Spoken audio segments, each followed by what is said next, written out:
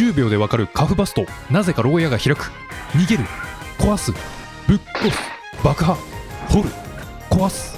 乗って飛ぶって感じのゲーム。はい、ということで10秒では説明できなかったので、もう少し分かりやすく紹介したいと思います。カフバストを1行で要約するとこうなります。最大10人で島の刑務所から脱出するカオス系脱獄ゲームです。そしてカフバストに対する私の評価を先にお伝えすると、まあまあおすすめとなります。この動画を見るとゲーム開始から終了までの流れを理解できるので、カフバストがどんなゲームなのか一発で分かります。いいところも悪いところもご紹介するので、購入するか迷っている方は判断材料になると思います。ぜひ最後までご覧ください。詳しくは次のチャプターで。カフバストはこの何を考えているのかわからない目をしたコアラのような見た目のエイリアンが最大10人の徒党を組んで島の刑務所から脱獄するというドタバタはちゃめちゃカオスな脱獄ゲームです。看守をぶっ殺し、鍵を奪ってドアを開けたり、壁を爆破したり、穴を掘ったりと、脱出の手段やルートは数えきれないほど用意されています。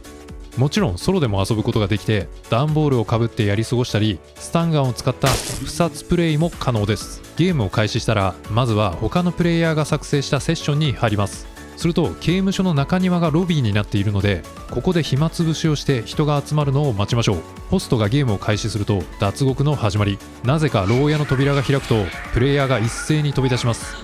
当然看守が捕まえに来るので、武器を取って応戦するか脱出ルートを見つけて逃走しましょう。看守やプレイヤーに攻撃されると一時的に行動不能になり、近くに看守がいると手錠をかけられてしまいます。いいキーをタイミングよく押すと手錠を外すことができますが、大抵は看守から逃げながら押すことになるので、これがなかなか大変です。木箱やゴミ箱を破壊すると道具やコインなど脱出に使えるアイテムが出てきます。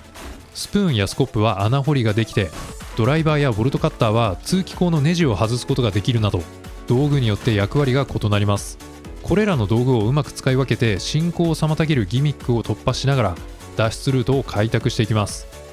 意外なところに隠しルートがあったりするので、行き詰まったとしても諦めず看守を隠したりオブジェクトを破壊したりして突破口を切り開きましょう。刑務所のある島から脱出するとゲームクリアとなりますが、脱出には乗り物が必要です。乗り物は現時点で5種類存在します。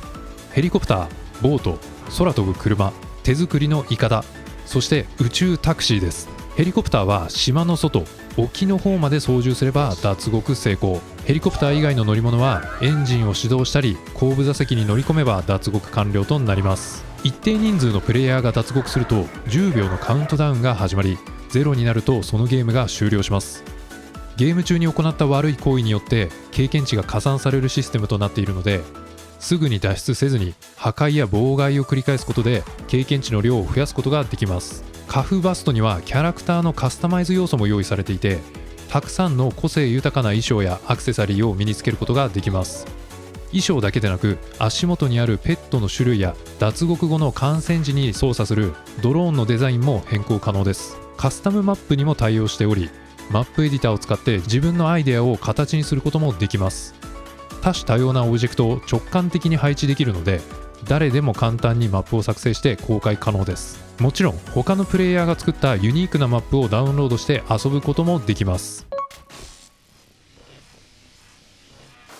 このゲームは逃げて壊して殺して脱走するという一連のアクションが楽しくて、ゲームがテンポよく進むため、寝る前にちょっとやろうかなというように隙間時間で気軽にプレイすることができます。脱出ルートは様々で、毎ゲームごとに強制封鎖される扉が異なるため、状況に応じて攻略方法を変えるのが不可欠。同じ刑務所でありながら毎回少し違った体験ができます。オンライン協力プレイになればあちこちで戦闘や破壊が起こってお祭り騒ぎです。プレイスタイルにもよりますが、ハイスコアを目指しているプレイヤーは裏切り行為をする可能性があります。プレイヤーの間で暗黙的に早い者勝ちレースが起こることもあり、ソロプレイとは違った味わいがあります。しかしこのゲームには課題も存在します。先ほど述べたように多様な攻略方法がありますが、それでも現時点で作り込まれた公式マップが中規模マップ1つだけということで、リプレイ性が乏しい点です。本作はコツをつかむと1ゲームが数分で終わります。いくら多様なルートがあるとはいえ回転率が高すぎるため飽きが来るのも早くなりそうです。もしもこのゲームに積み重ね式のチャレンジ要素があれば脱獄以外のタスクを行うために寄り道をする動機づけになりうるのですが、現状そのような要素は存在しません。またゲームをクリアすると悪行に応じて経験値がたまりレベルが上がってきます。しかしこのレベルシステムは現状無意味です。レベルが上がって何か新しいことができるようになったり新しいアイテムがアンロックされるようなこともありません。開発者は本当に何も考えずにレベルの概念を入れたわけではないと思うので、これは憶測ですけども、いずれアップデートで追加要素が入るのではないかと予想しています。冒頭でお伝えした通り、カフバストに対する私の評価を一言で表すと、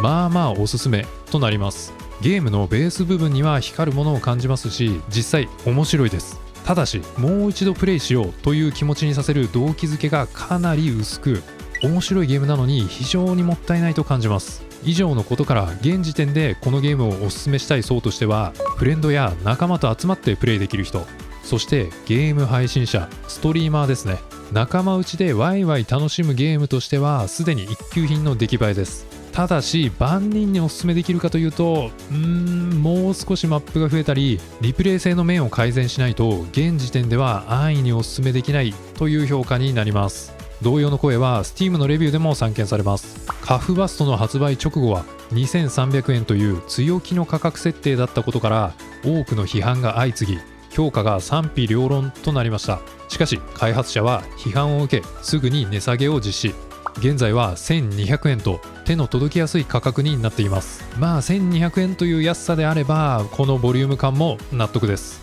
ゲームプレイ動画を見て面白そうだと感じた方は買ってみてもいいかもしれません。繰り返しにはなりますがコア体験は面白いので、ダイヤモンドの原石のようなポテンシャルの高いゲームです。今後コンテンツが拡充されてリプレイ性が高まったら評価は一転し大人気ゲームの一つに数えられるはずです。最後まで動画を見ていただきありがとうございました。視聴者の皆さんのコメントや評価が活動の励みになります。もしこの動画が役に立ったらグッドボタンを、そして最新動画を見逃さないためにもチャンネル登録をお願いします。それではまた次の動画でお会いしましょう。